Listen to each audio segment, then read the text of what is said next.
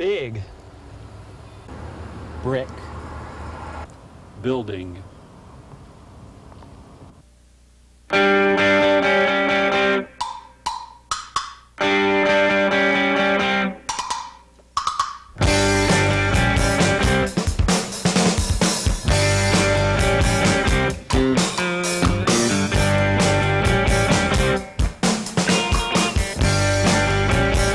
If dead babies could talk, he wouldn't hear what they say.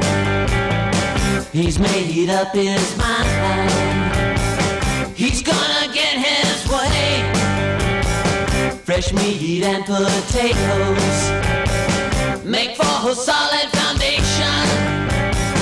It's in the master plan. He'll be a red meat man.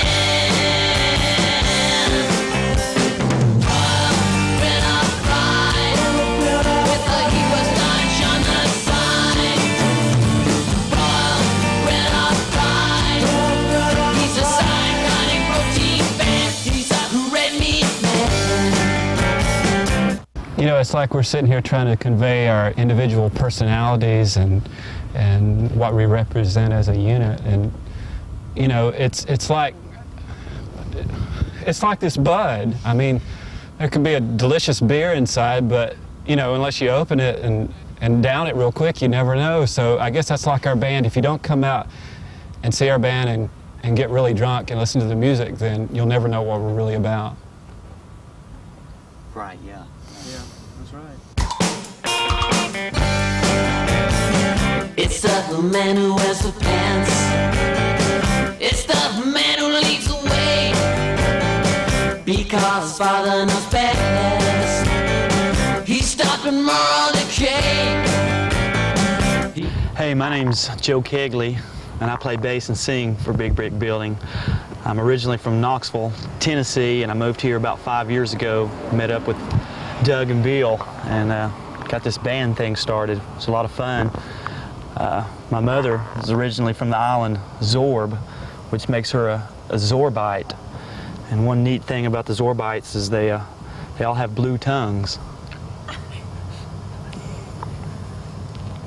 He stands in the doorway. He sings a Protestant hymn. Hi, I'm William Earl. I play drums, percussion. Grew up in Charlotte most of my life. Been playing around locally for a decent while.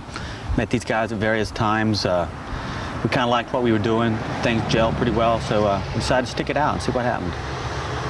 He's got his binders on. Consecrated red meat man. My name's Doug McCurry. I play guitar. I'm originally from Spartanburg, South Carolina. I was liberated from that environment and found myself in Charlotte, North Carolina, where I stumbled upon these two guys who were playing in the band Intensive Care at the time, and we kind of fell into being a band.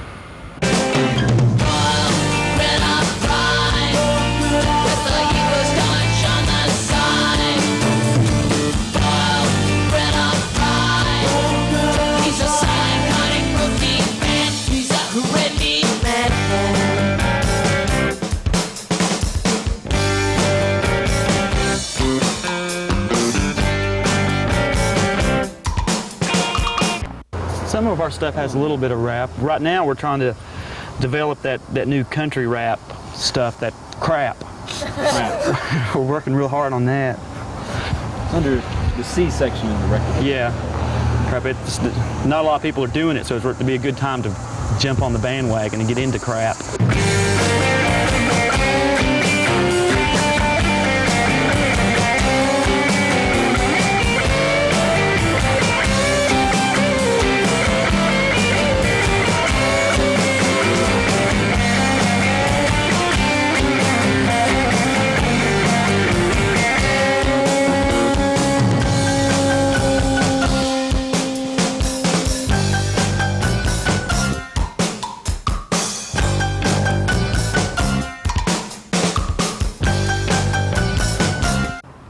I guess a lot of our songs do have some political themes in there. I know Red Meat Man speaks a lot to the ultra-right, ultra-conservative camp, I guess. So we do have the element in some of our songs, but I think as a group, we've seen a lot of our contemporaries in the area take themselves a little too seriously, trying to take a stance on things that maybe they really don't have a strong feeling one way or the other, but maybe, let's take world hunger. Well, I'll write a song about what a terrible thing world hunger is, you know, but you can tell that it's posturing. They're really going through the motions. And well, we've got another song called Ethiopia. It's on the Cinescope tape. That's really kind of addresses that as, let's drop the phony sentiment. If you don't really feel these things that you're saying, if you don't really feel something's a worthwhile cause, I mean, get off of it. It's okay to do silly songs. We do some silly songs and have some fun. There's nothing wrong with that. I mean, there's enough preachy people in the world already. You don't need 3 guys, just 3 opinions. We could be any 3 opinions trying to tell you what your opinion should be. We're just doing our thing. Against a united Europe, he built the Berlin Wall. Against importation, he drives American cars. If dead babies could talk, I know what they say. I don't like ethnic food. My dad's a red meat man.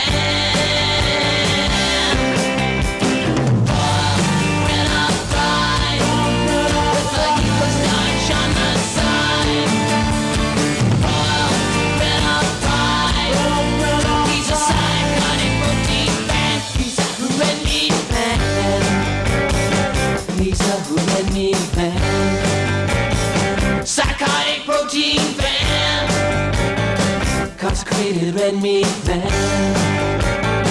Oh, he's a red meat man.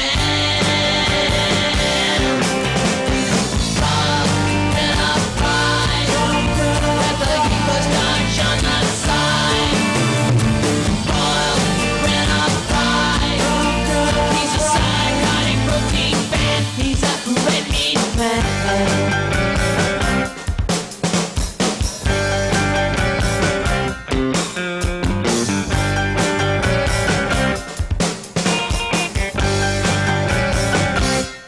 Yeah, last month we got to play New York City and went up there and played as part of the new music seminar presentation.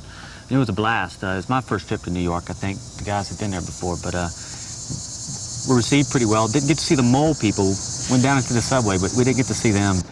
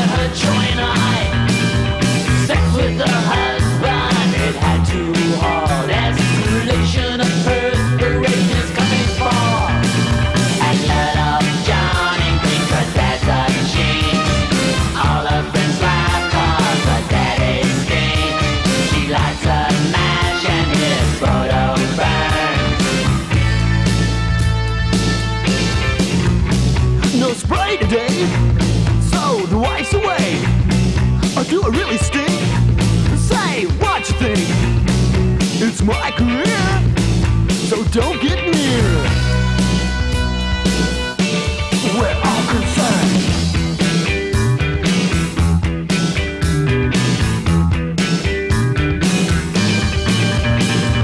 Test to 19 sits alone in the dark. He wiggles his toes and he winks his heart. He remembers that she know that it's real.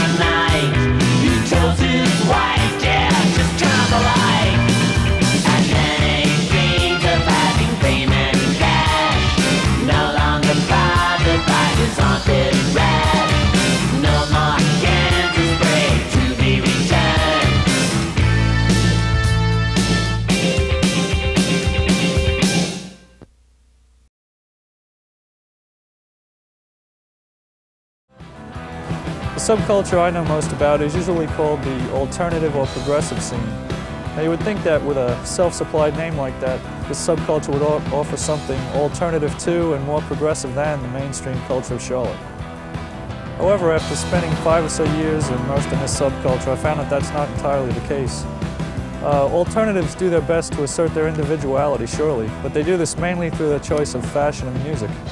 Aside from that, they don't offer much of an alternative, and this probably comes as a shock to them.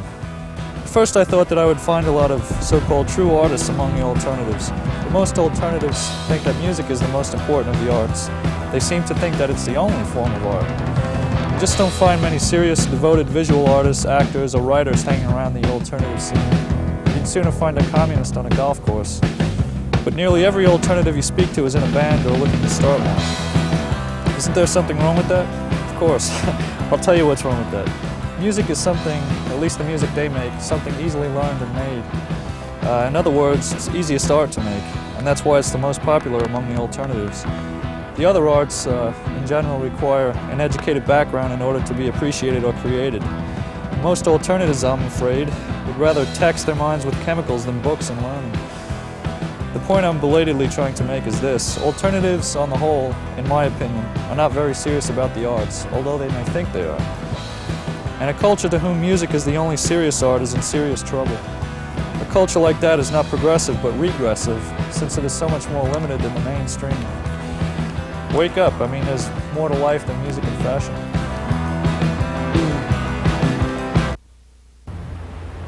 House Calls with Dr. Otis R. Bowen, Secretary of Health and Human Services.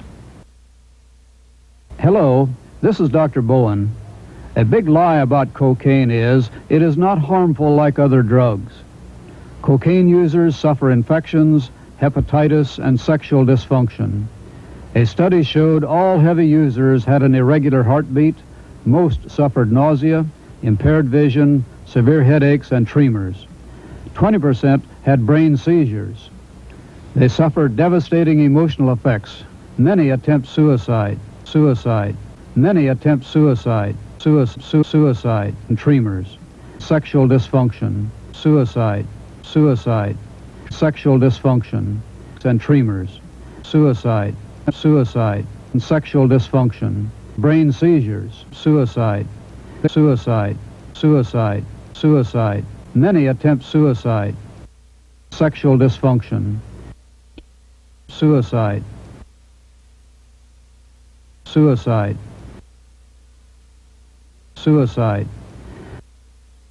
If you or someone you know needs help quitting cocaine, call 1-800-662-HELP.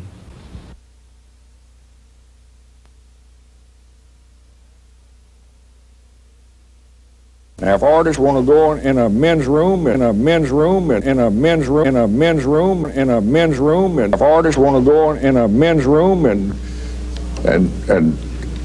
write dirty words on the wall, dirty words on the wall, dirty words on the wall, let them furnish their own crayons. Let them furnish their own wall, but let them furnish their own wall. Let them furnish their own wall. Don't ask the taxpayers to support it.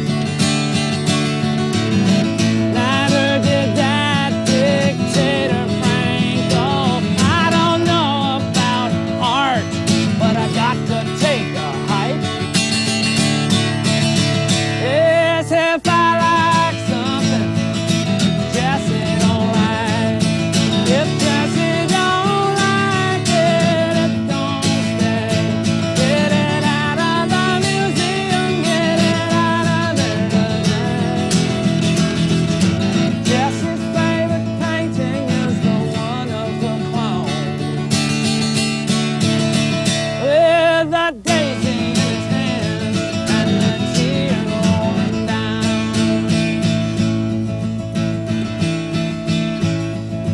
Don't photograph a penis, don't paint a breast, don't write about the truth, because it might offend Jesse. Don't tell it like it is, and don't show where it's at. 'Cause Jesse don't like it, that is that. If Jesse thinks it's dirty, you don't get any funds. They use that taxpayers' money on tobacco and guns, and your freedom of expression is being denied. But if you're not sure what you like, then just let Jesse decide. If Jesse don't like it, it don't stay. Get it out of the museum, get it out of there. Jesse's favorite painting is the one of the clown with a daisy in his hand and the tear rolling down.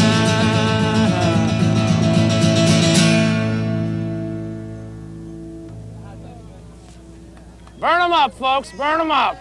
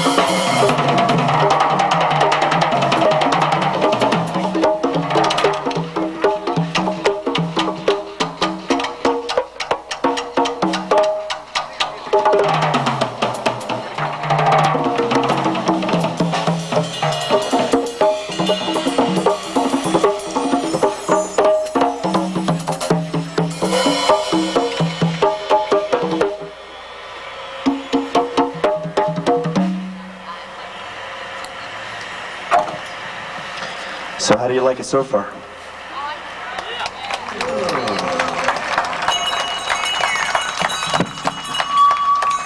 I guess it's pretty obvious to you by now. We really don't ever rehearse together. Everything we do is spontaneous. We hope you enjoy that kind of approach. We're just jamming, having a little bit of fun on this beautiful day. Your first day of school. Is this first day of school, right? If you got a little closer, you'd see a lot of gray hair. I used to go to school. You did? They kicked him out. We're going to play a little more for you, you know, just as you're strolling to classes. How's it sound out there? Can you hear all the instruments? Really?